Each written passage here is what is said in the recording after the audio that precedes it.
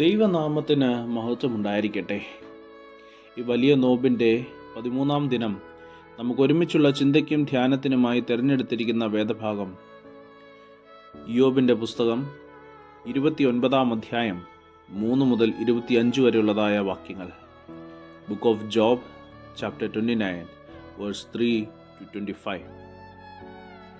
ഇയ്യോബിൻ്റെ പുസ്തകം ഭൂരിഭാഗവും പദ്യരൂപത്തിലാണ് രേഖപ്പെടുത്തിയിരിക്കുന്നത്. മനോഹരമായ ഒരു കാവ്യരൂപത്തിൽ. ഇയ്യോബ് നീതിമാനും അതിലുപരി ദൈവത്തെ അറിഞ്ഞവനുമായിരുന്നു. ദൈവം ഇയ്യോബിൻ്റെ ജീവിതത്തെ സമൃദ്ധമായി അനുഗ്രഹിച്ചു. ഈ അനുഗ്രഹങ്ങൾ അവനെ കൂടുതൽ കൂടുതൽ വിനയമുള്ളവനാക്കി. 29-ാം അധ്യായത്തിൽ ഇയ്യോബ് പൂർവകാലത്ത് തൻ്റെ ജീവിതത്തിൽ അനുഭവിച്ച സമൃദ്ധിയുടെ ഓർമ്മകൾ ചികഞ്ഞെടുക്കുകയാണ്. സർവാധികാരത്തിൻ്റെയും സർവാധിപത്യത്തിൻ്റെയും ദിനങ്ങളായിരുന്നു തൻ്റെ ജീവിതമെന്ന് 7 മുതൽ 9 വരെയുള്ളതായ വാക്യങ്ങൾ വായിക്കുമ്പോൾ നമുക്ക് മനസ്സിലാക്കുവാനായിട്ട് സാധിക്കും.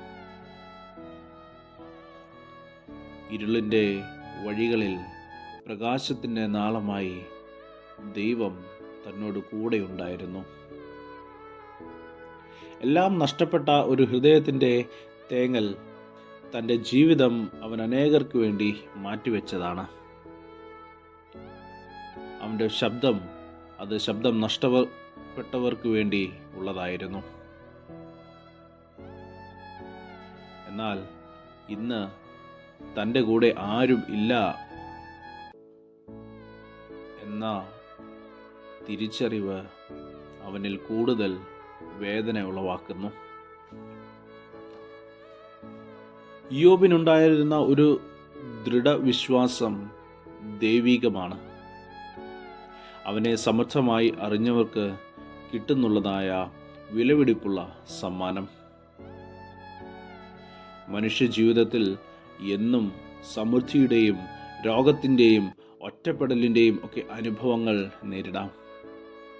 എന്നാൽ ഇതിന്മേലൊക്കെയും വിജയം കൈവരിക്കണമെങ്കിൽ ദൈവവുമായി ഒരു ബന്ധം ഉണ്ടായിരിക്കണം. എനിക്ക് എന്തുകൊണ്ട് ഇങ്ങനെ എന്ന് ചോദിച്ചു കൊണ്ടിരുന്നാൽ നമുക്ക് ദൈവവുമായി ഒരു ബന്ധം സ്ഥാപിക്കുവാൻ സാധിക്കുകയില്ല. ഈ ചോദ്യം നിരാശയുടേതാണ്. ജീവിതത്തിൽ നിരാശരാകുന്നത് അറിയേണ്ടുന്നവനെ അറിയേണ്ടതുപോലെ അറിയാത്തത് കൊണ്ടാണ്. അവനെ അറിഞ്ഞിട്ടുണ്ടെങ്കിൽ ജീവിതത്തിൽ നിരാശപ്പെടേണ്ട സംഗതിയില്ല. ഇവിടെ ഇയ്യോബ് അറിയേണ്ടവനെ അറിയേണ്ടതുപോലെ തന്നെ അറിഞ്ഞു. തൻ്റെ കൂടെ ആരുമില്ലെങ്കിലും തന്നെ സൃഷ്ടിച്ചവൻ തന്നോടൊപ്പമുണ്ട് എന്ന ദൃഢവിശ്വാസം അവനിൽ ഉണ്ടായിരുന്നു. പ്രിയരെ, ഒരു നോമ്പ് കാലത്തിൽ കൂടെ വീണ്ടും നാം യാത്ര ചെയ്യുന്നു. പിന്നിട്ടതായ വഴികൾ നാം ഒന്ന് തിരിഞ്ഞു നോക്കേണ്ടതില്ലേ? ജീവിതത്തിൽ പ്രതിസന്ധികൾ വന്നപ്പോഴും ആരും ഇല്ല എന്ന് തോന്നിയപ്പോഴും എനിക്ക് എന്തുകൊണ്ട് ഇങ്ങനെ എന്ന് ചോദിച്ചിട്ടില്ലേ? എന്നാൽ ഇതിൻ്റെയൊക്കെ മധ്യത്തിലും പെറ്റമ്മ മറന്നാലും മറക്കാത്തവനായ ഒരുവൻ കൂടെയുണ്ട് എന്ന് തിരിച്ചറിയുവാൻ സാധിച്ചിട്ടുണ്ടോ? ഇല്ല എങ്കിൽ പ്രിയമുള്ളവരെ, ഒരു മടങ്ങിപ്പോക്ക് നമുക്ക് ആവശ്യമാണ്.